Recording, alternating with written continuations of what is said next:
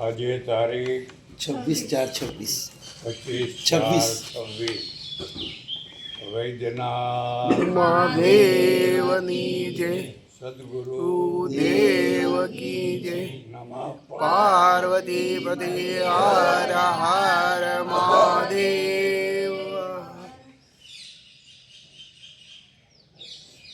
સમર્થ સ્વામી રામદાસજીએ ગૃહ ત્યાગ કર્યો. તેનું લક્ષ્ય મોક્ષ ન હતું, પણ પોતાના રાષ્ટ્રને વિદેશીઓની ગુલામીમાંથી મુક્ત કરવાનો હતો.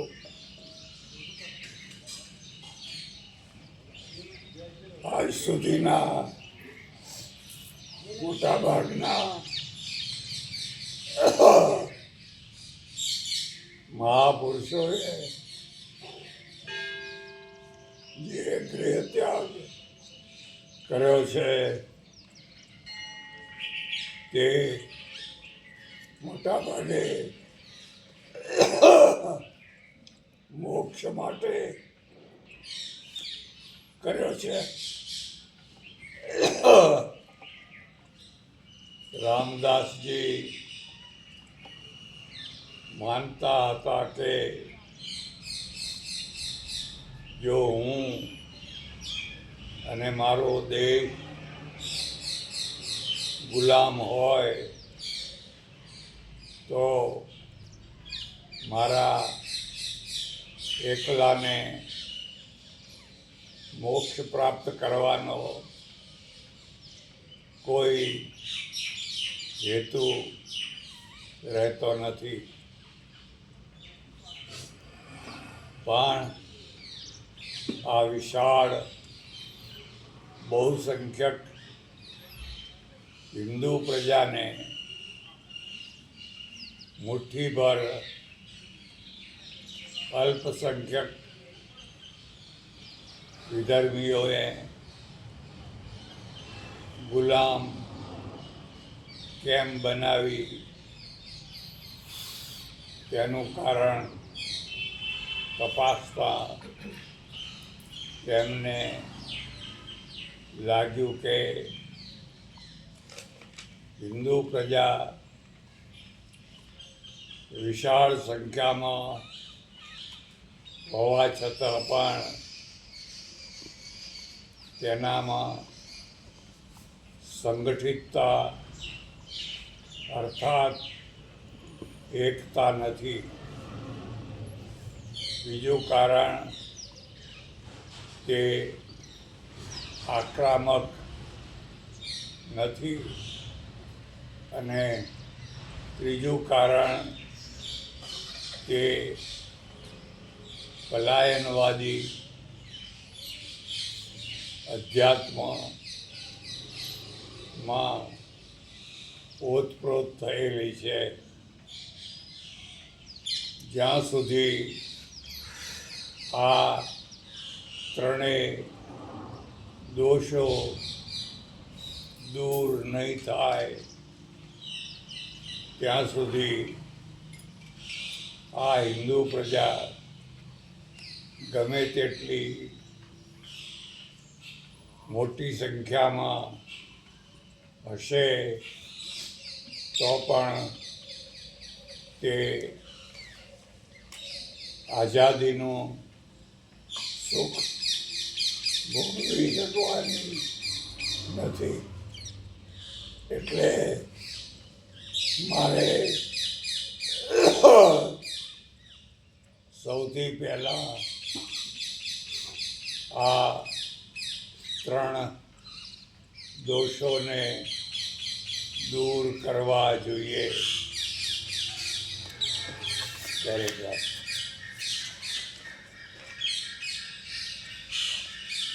વ્યક્તિમાં ખાસ કરીને રાજકારણની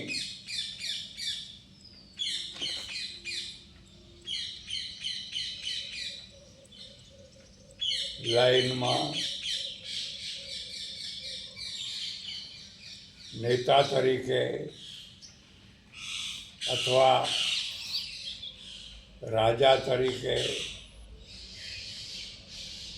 જેને સફળ જીવન જીવવું હોય તેનામાં બીજા બધા ગુણોની સાથે સંગઠન શક્તિનો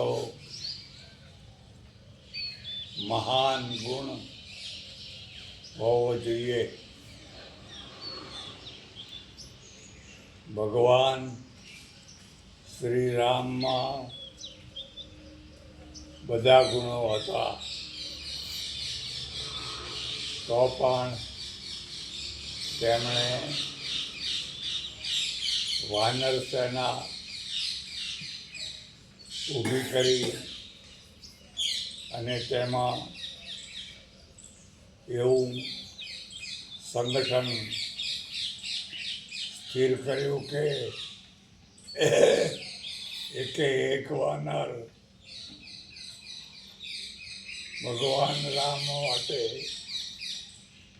પ્રાણ આપવા તૈયાર થઈ જાય. છત્રપતિ શિવાજી મહારાજમાં પણ આ ગજબની શક્તિ હતી. તેથી તેમણે માવડા જેવી પછાત ગણાતી પ્રજાને પણ બહાદુર બનાવીને સંગઠિત કરીને લગભગ 252 જિલ્લાઓ ઉપર મોગલોને હરાવીને હિન્દુ રાષ્ટ્રની સ્થાપના કરેલી. આવી સંગઠન શક્તિ ના હોય અને વ્યક્તિ ગમે તેટલો ત્યાગી, વૈરાગી કે વિદ્વાન હોય તો પણ તે કદી રાષ્ટ્રનું કે સમાજનું બહુ મોટું કામ કરી શકે નહીં.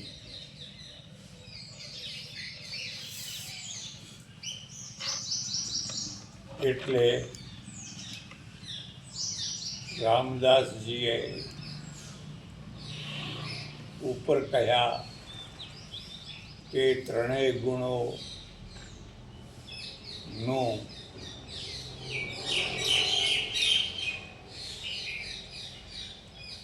ગુણોની પ્રેરણા મળે તેવી એક ભવ્ય પ્રતિમાનું નિર્માણ કરવાનું નક્કી કર્યું.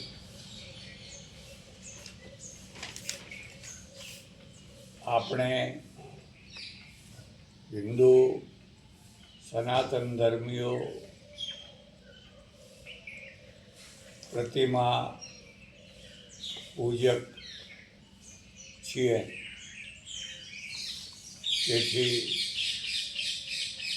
ગામે ગામ નાના મોટા મંદિરોમાં અનેક પ્રકારના દેવ દેવીઓની પ્રતિમાઓ રાખીએ છીએ. પણ બધી પ્રતિમાઓની એક સરખી પ્રેરણા નથી હોતી. વળી તે મોટા ભાગે પથ્થરમાંથી ઘડીને બનાવવામાં આવતી હોય છે, જે મોંઘી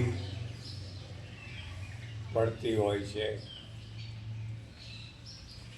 રામદાસજી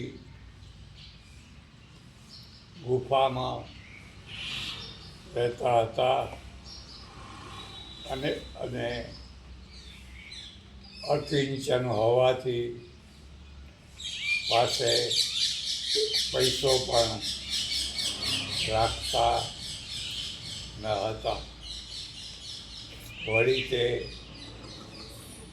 લોકો પાસે ઉઘરાણું કરવામાં પણ માનતા ન હતા. આવા જીવન વ્યવહારના કારણે તેમનો બહુ મોટો પ્રભાવ લોકો ઉપર પડી રહ્યો હતો. તેથી તેમણે વિચાર કર્યો કે આપણે એવી પ્રતિમા બનાવવી જેમાં એક પૈસાનો પણ ખર્ચ ના થાય. આ માટે તેમણે નદીની રેતમાં રમનારા પેલા બાળકો પાસે ગાયનું છાણ મગાવ્યું હતું. કહેવાની જરૂર નથી કે આપણે ગાયના છાણ અને મૂત્રને પવિત્ર માનીએ છીએ, કારણ કે તેમાં બેક્ટેરિયા અને બીજા રોગાણુઓને દૂર કરવાની મહાન શક્તિ રહેલી છે. પેરેગ્રાફ. પૂર્વ કહ્યું તેમ પેલા બાળકોએ અતિ ઉત્સાહમાં આવીને ગામની ગાયોનું ગોબર લાવીને ઢગલો કરી દીધો. રામદાસજીએ હવે થોડો જુવારનો લોટ મગાવ્યો અને નદીની ચીકણી માટી મગાવી. બાળકોમાં બહુ મોટો ઉત્સાહ હતો, એટલે તેમને કહ્યું કે નજીકના જંગલમાંથી બાવળનો કુંદર લઈ આવો.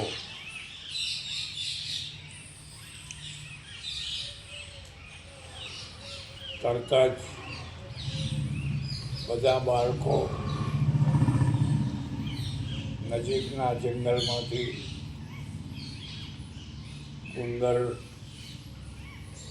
વીણી લાગ્યા.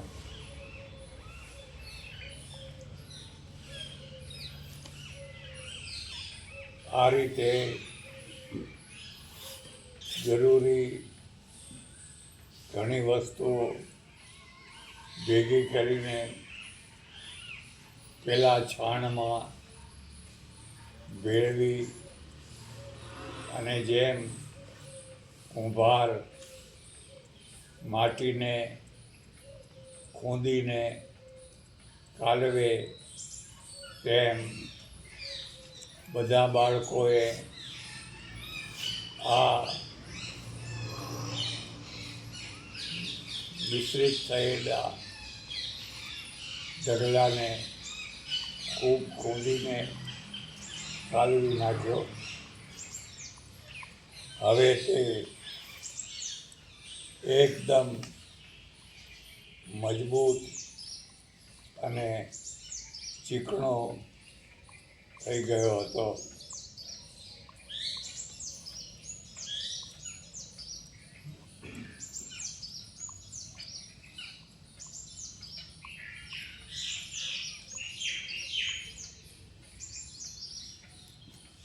પછી રામદાસજીએ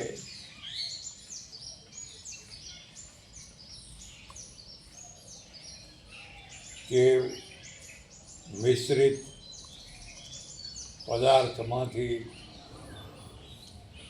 3 ગોળા બનાવ્યા.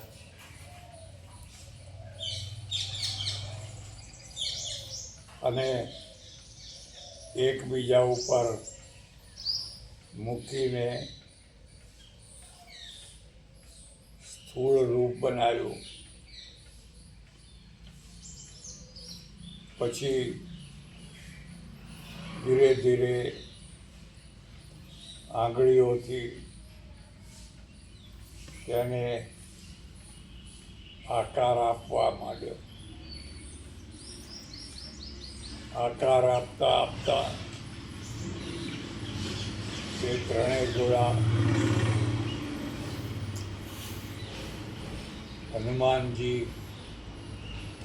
બની ગયા. આ રીતે વગર પૈસે તેમણે હનુમાનજીની વિશાળ પ્રતિમા બનાવી લીધી.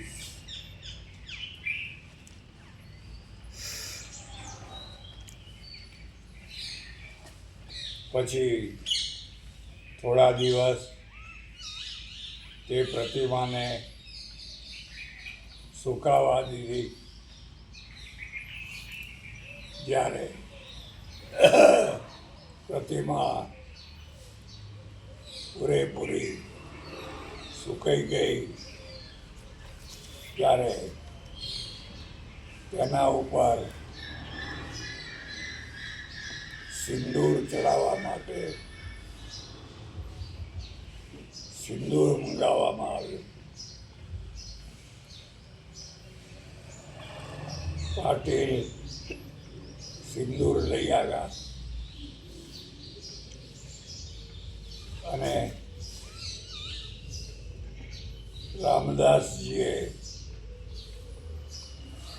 પોતાના હાથે ધીરે ધીરે આખી પ્રતિમાને ભવ્ય રીતે સિંદૂરથી લેપાયમાન કરી દીધી. હવે તો જાણે હમણાં બોલી ઉઠશે એવી ભવ્ય પ્રતિમા તૈયાર થઈ ગઈ. આ ઉપરથી સમજવાનું કે જેણે કોઈ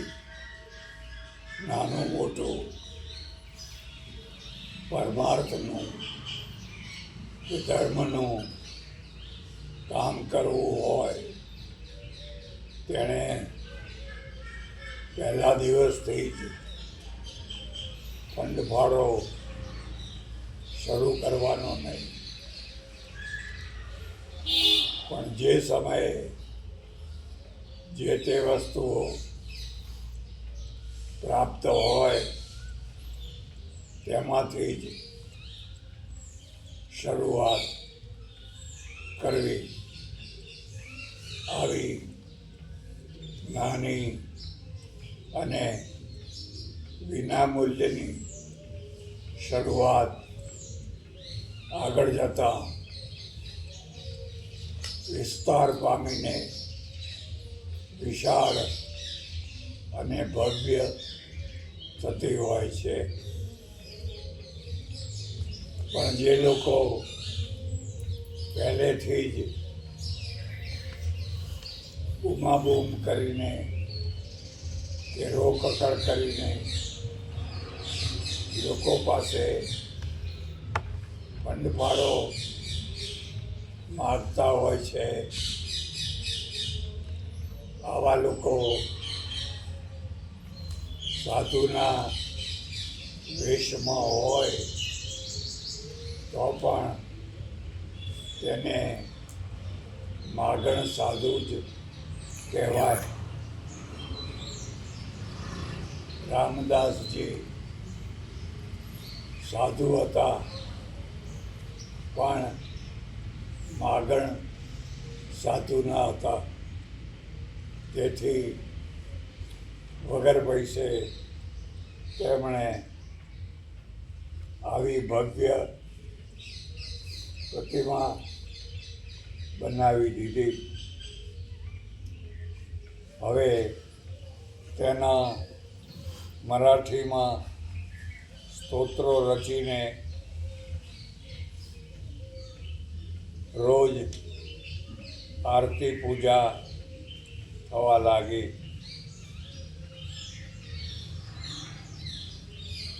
પૂર્વ કહ્યું તેમ તેમણે ધનુર્વેદનું પણ અધ્યયન કર્યું. આ રીતે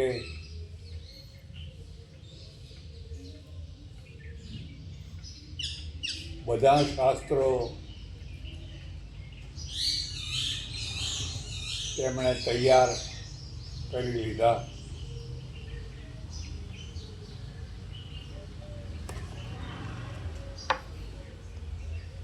એવામાં એક દિવસ એક વિચિત્ર ઘટના ઘટી.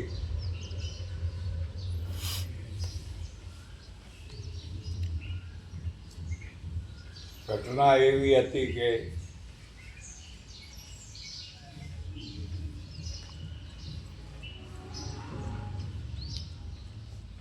રામદાસજી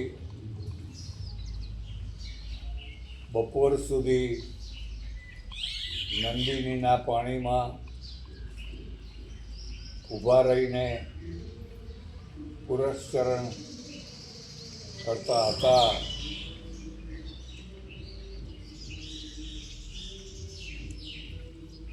તે પુરસ્ચરણ કરીને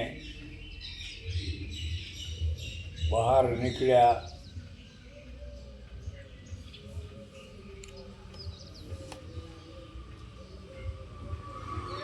એવામાં તેમણે જોયું કે એક 16 વર્ષની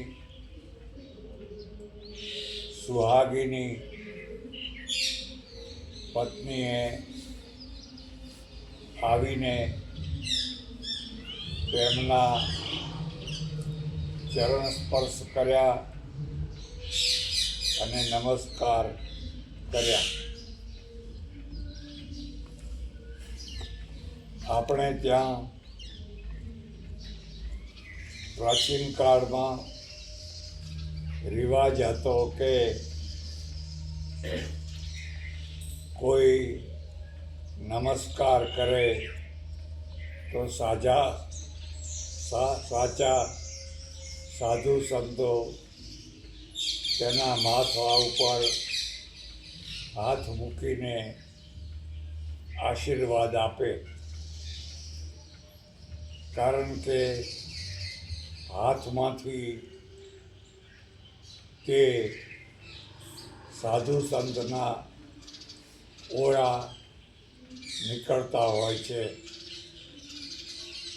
તે ઓળા નમસ્કાર કરનારના માથા ઉપર પડે એટલે તેની બુદ્ધિ સુધરી જાય.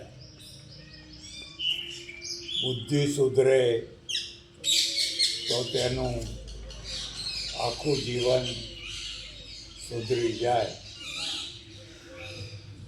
પણ શરત એટલી કે માથા ઉપર હાથ મૂકનાર સાચો સાધુ હોવો જોઈએ. જો ખોટો હોય તો ખોટા ઓળા ઉતરે અને સારી બુદ્ધિવાળો પણ ખોટી લાઈને ચડી જાય. પેરેગ્રાફ. રામદાસજીએ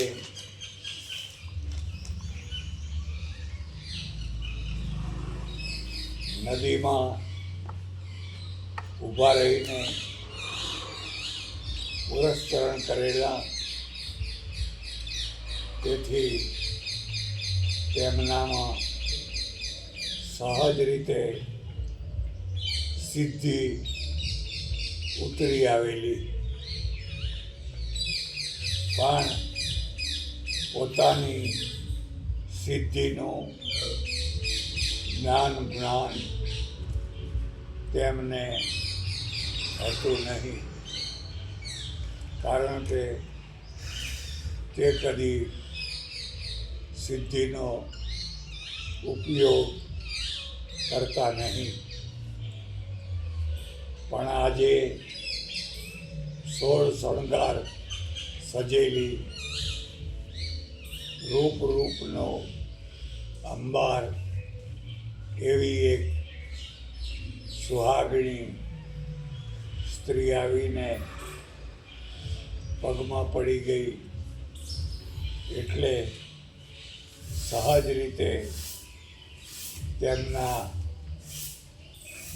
મનમાંથી આશીર્વાદ નીકળી પડ્યા. જા બેટા પુત્રવતી ભવ.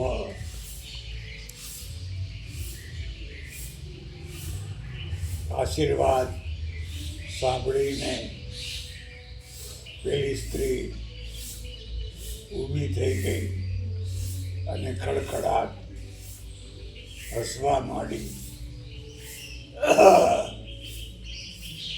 તમે આશીર્વાદ તો આપ્યો, પણ મારા પતિ તો દેવ પામ્યા છે અને હવે તેમને સ્મશાનમાં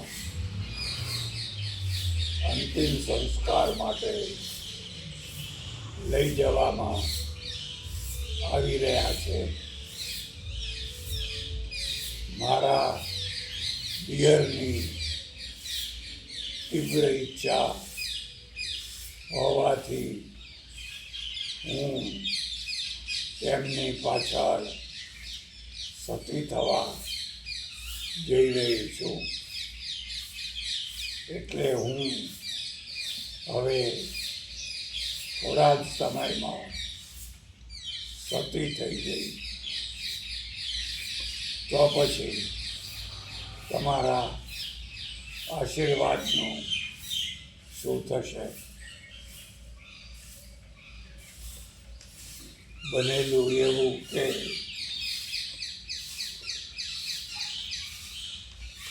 ગિરધર પંત નામના એક બ્રાહ્મણ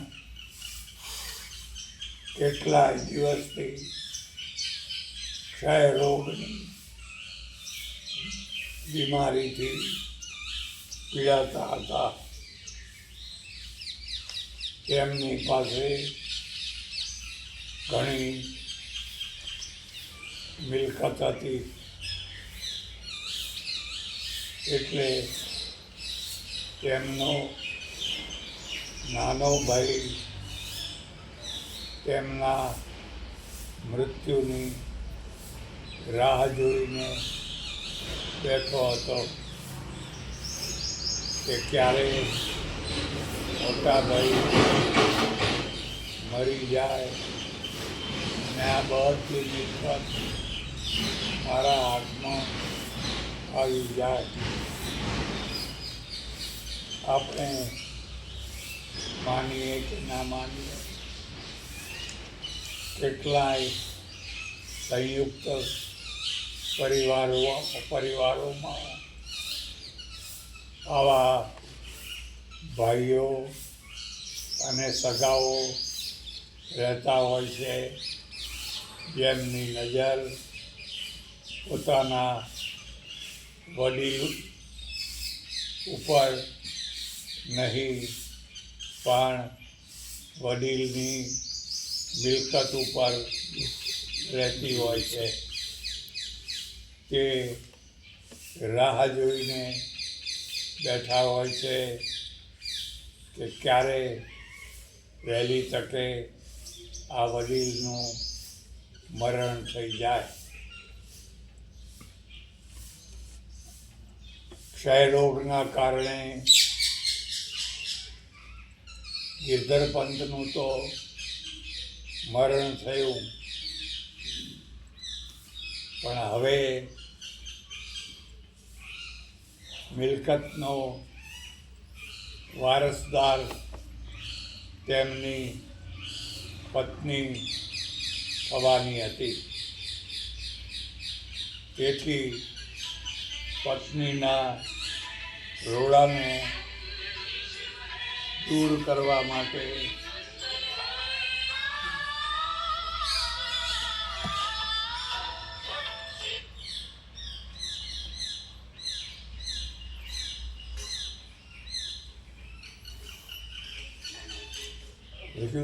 દૂર કરવા માટે દિયરે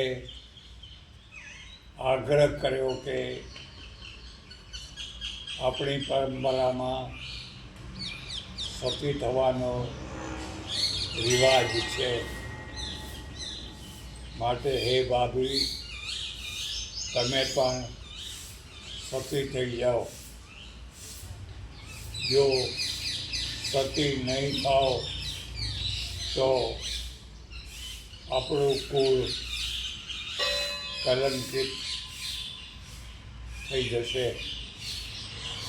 એટલે વારંવાર આગ્રહ કરીને ભાભીને સતી થવા માટે તૈયાર કરવામાં આવ્યા. પણ રિવાજ એવો હતો કે સતી થનારી સ્ત્રી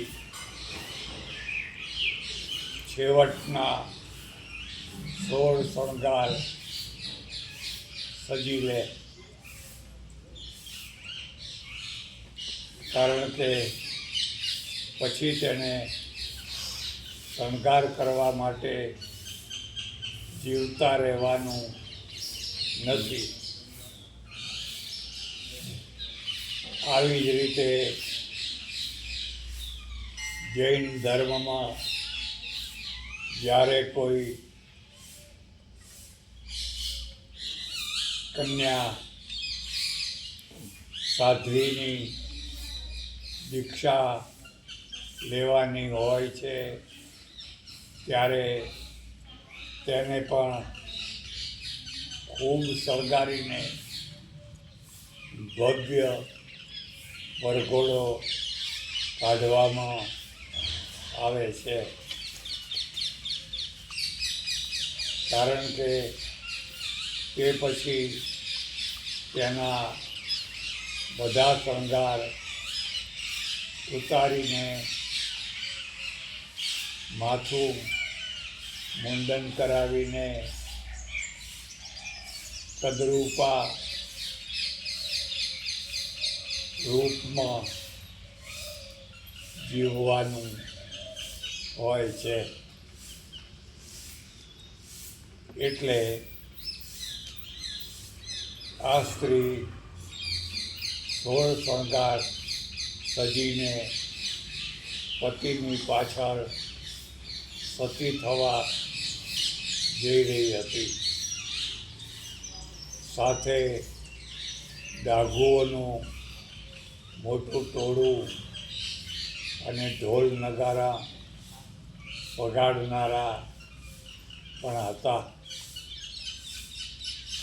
પણ આ સ્ત્રી ઉચ્ચ સંસ્કારી કુટુંબમાંથી આવતી હતી. એટલે તેણે નક્કી કર્યું કે બળી મરતા પહેલાં કોઈ સાચા સાધુ સંત હોય તેને નમસ્કાર કરી લઉં.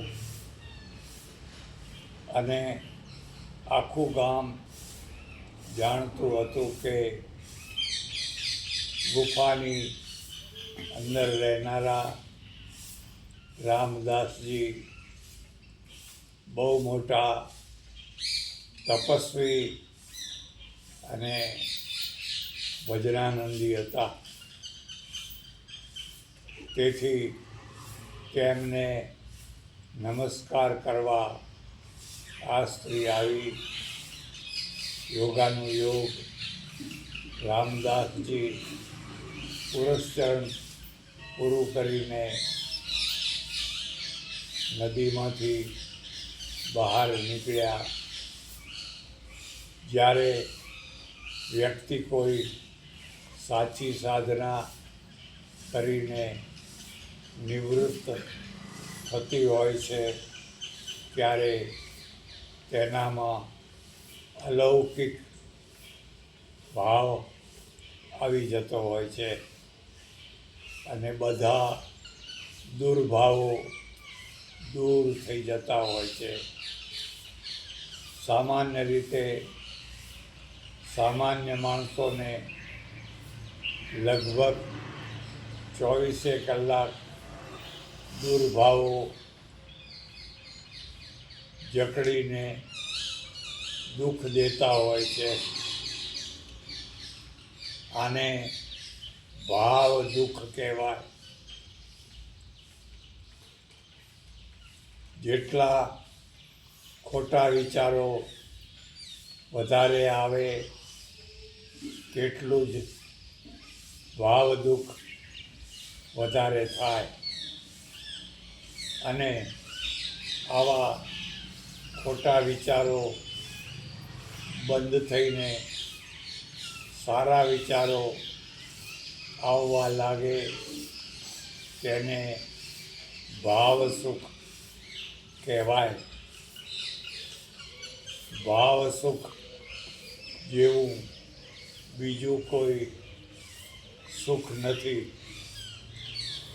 જેને ભરપૂર ભાવ સુખ મળતું હોય તે આપોઆપ સદ્ગુણી અને સત્કર્મી થઈ જતો હોય છે. પેરેગ્રાફ. ભાવ સુખથી તરબોળ થયેલા રામદાસજીએ પેલી સ્ત્રીના માથા ઉપર હાથ મૂકીને બોલી ગયા કે બેટા પુત્રવતી ભવ. પણ પછી ભાન થયું કે અરે રે, મારાથી આ શું થઈ ગયું? આ સ્ત્રીનો પતિ તો ટીબીના રોગમાં મૃત્યુ પામ્યો છે અને તેના મરદાને ચિતા ઉપર ગોઠવી દેવાયું છે. આ સ્ત્રી તેની સાથે ચિતા ઉપર બેસે અને ચિતાને અગ્નિ લગાડવામાં આવે એટલી જ વાર છે. ડાઘુઓ ઉતાવળા થયા છે. મોટા ભાગે આજે પણ સ્મશાન યાત્રામાં જનારા ડાઘુઓ બહુ ઉતાવળા થતા હોય છે, કારણ કે સૌને પોતપોતાના કામે જવાની ઉતાવળ હોય છે. તેથી અગ્નિદાહ આપવાની તૈયારી જ હતી ત્યાં તો રામદાસજીએ કહ્યું કે ઊભા રહો, હમણાં અગ્નિદાહ આપશો નહીં, મને સ્મશાનમાં લઈ જાઓ. બધા મળીને રામદાસજીને સ્મશાનમાં લઈ ગયા અને રામદાસજીએ ચિતા ઉપર સૂતેલા મરદાને તપાસ્યું. પૂર્વ કહ્યું તેમ કે આયુર્વેદના બહુ મોટા નિષ્ણાત બની ગયા હતા. તેથી તરત જ તેમણે પોતાના અંગત માણસને દોડાવીને કહ્યું કે ગુફામાંથી ફલાણી ઔષધિઓ લઈ આવો. માણસ દોડ્યો અને થોડી જ વારમાં જરૂરી ઔષધિઓ લાવી આપી. રામદાસજીએ ઔષધિઓનું બરાબર મિશ્રણ કર્યું અને તેમના હૃદય ઉપર ચોળવા માંડ્યું. એટલું જ નહીં પણ ખુલ્લા રહી ગયેલા મુખમાં પણ ટીપાં મૂકવા માંડ્યા. આ રીતે થોડો સમય પ્રયત્ન કર્યો અને જોયું કે પેલા મરદાએ ધીરે ધીરે આંખ ખોલવા માંડી.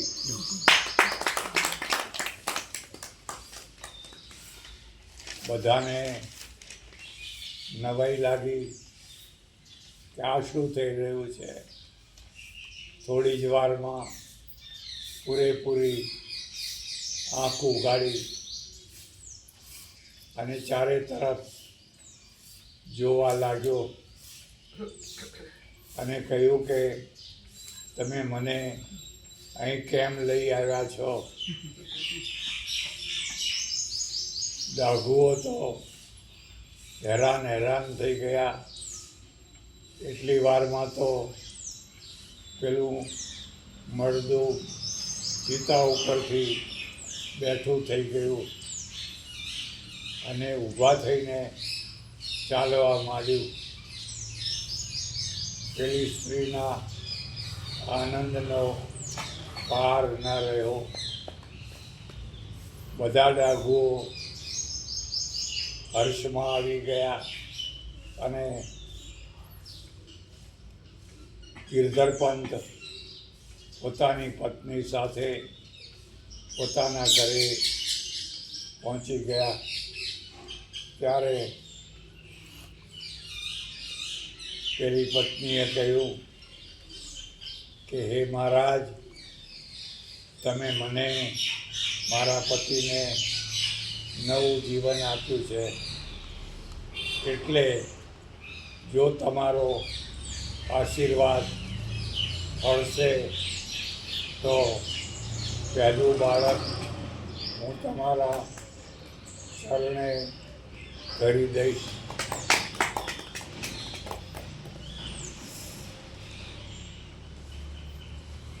આ બધામાં પેલા દિયરનો ચહેરો ઉતરી ગયો હતો. તેને થયું કે હવે મને મિલકત મળવાની નથી. જોતામાં ગિરધર પંતનો ટીવી મટી ગયો. એટલું જ નહીં, પણ તેને એક નહીં પણ 2 બાળકો થયા. આ બંને બાળકોને લઈને પતિ પત્ની રામદાસજી પાસે ગયા અને કહ્યું કે તમારા આશીર્વાદથી હું 2 બાળકોની માતા થઈ છું, માટે આ બંને બાળકો હું તમને અર્પણ કરું છું.